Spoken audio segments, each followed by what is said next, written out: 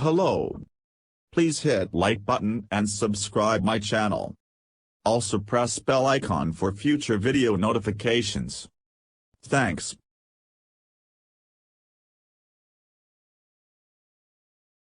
This permanently frozen landscape in the Arctic tundra, which has kept vast amounts of carbon locked away for thousands of years, is at risk of thawing and releasing greenhouse gases into the atmosphere.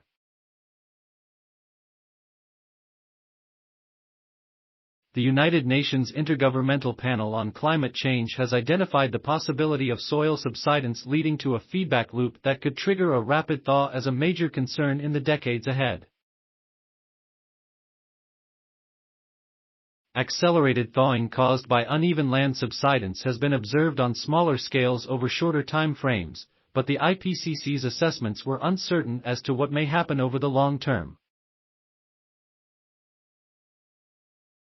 That's where ORNL stepped in with its Advanced Terrestrial Simulator, or ATS, a highly accurate, physics-based model of the region's hydrology fed by detailed, real-world measurements to help scientists understand the land's evolution.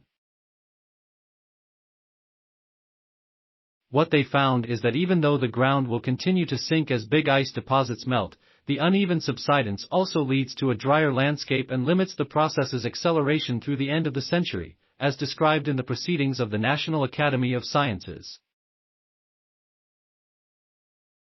Improved drainage results in a drier landscape over a decadal timescale, and the process then becomes self-limiting, said Scott Painter, who leads the Watershed Systems Modeling Group at ORNL.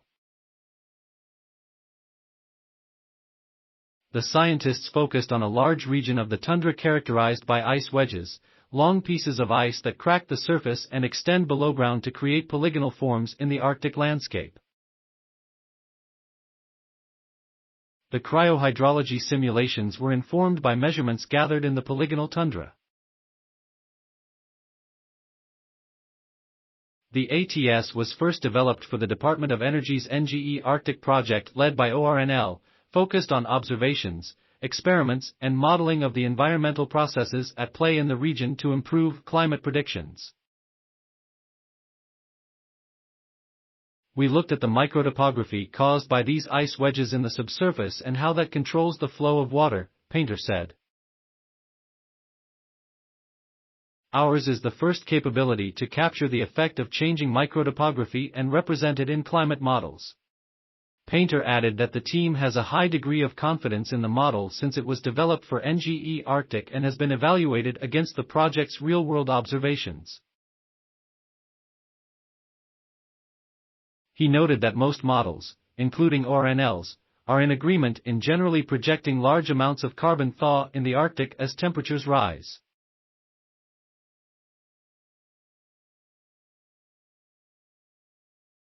But here, we have identified that one of the most worrisome processes, this runaway thawing due to subsidence, is unlikely to occur over a long time frame.